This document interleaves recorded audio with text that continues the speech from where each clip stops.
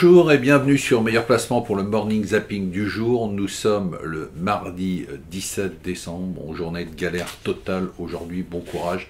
C'est un peu paradoxal, hein. Je sais que bon, c'est anecdotique, ça n'a rien à voir, mais pas tout à fait quand même. C'est-à-dire que le jour où la France est totalement bloquée, alors qu'on annonce, on va voir tout à l'heure, un ralentissement de l'économie française, eh bien le CAC a atteint hier son plus haut niveau, on est à 6000 points, on n'avait jamais vu ça depuis 2007, donc ça fait 12 ans qu'on n'avait pas atteint ce niveau. On va probablement avoir, si l'année se termine comme ça, on est dans une progression du CAC 40 d'à peu près 26%, on n'a pas connu ça depuis 1999.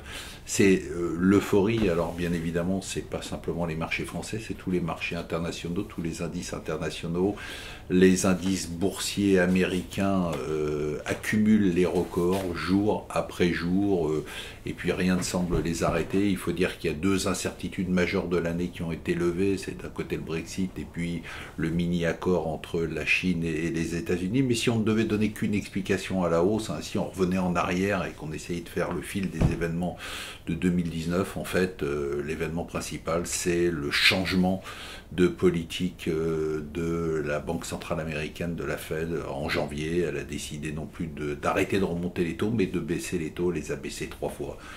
Et à partir de là, on va dire que tout a suivi, tout s'est déroulé un peu comme on aurait dû le prévoir. On ne l'a pas totalement prévu, puisqu'on prévoyait nous une hausse simplement de 10 à 15%, mais pas de 25%. Et pourtant, on voit bien qu'il y a une déconnexion, déconnexion entre l'économie réelle et la bourse, et que tout est basé sur les taux d'intérêt, notamment les taux négatifs. Alors la Banque de France indique quand même que la croissance devrait ralentir 1,1% seulement contre 1,3% cette année, mais tout le monde s'en fout, puisque tant que les taux d'intérêt sont négatifs, on va chercher du rendement du côté des actions.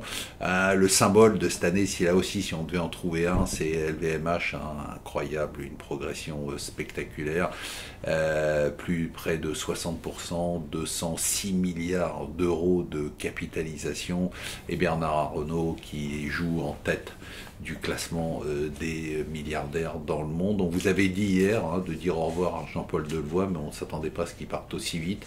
Qu'est-ce que ça va changer pour les retraites ? Un peu, mais pas grand-chose. On ne s'attend pas à ce que le gouvernement retire son projet uniquement parce que Delevoye a démissionné, mais bon, il est clair que le gouvernement est en position de faiblesse. Il négocie surtout avec la CFDT. Bon, il fera peut-être sauter l'âge d'équilibre pour faire plaisir à la CFDT. On apprend quand même que même si la grève s'arrêtait vendredi, ce qui n'est pas acquis, eh bien tous les trains ne pourraient pas circuler ce week-end et donc tout le monde ne pourrait pas revenir en famille pour les fêtes de Noël. Joyeux Noël quand même. Quelle revanche pour Boris Johnson. Tout le monde l'appelait le clown, nous-mêmes on l'appelait Bozo. Et puis finalement, non seulement il fait un raz-de-marée électoral, mais il fait un raz-de-marée sur les marchés boursiers avec les indices anglais qui s'envolent. Et enfin, si vous avez le temps, et aujourd'hui, si vous êtes en télétravail, lisez le FT, une enquête incroyable sur The Dark Side of Chocolate. Bon, déjà qu'on avait honte de prendre l'avion, honte de polluer, maintenant on va avoir honte de manger du chocolat parce que les producteurs, l'enquête du FT nous explique à quel point les producteurs de chocolat dans la filière chocolat touchent très peu d'argent par rapport au revenu global de la filière. Voilà, je vous souhaite une excellente journée, je vous souhaite surtout un très bon courage.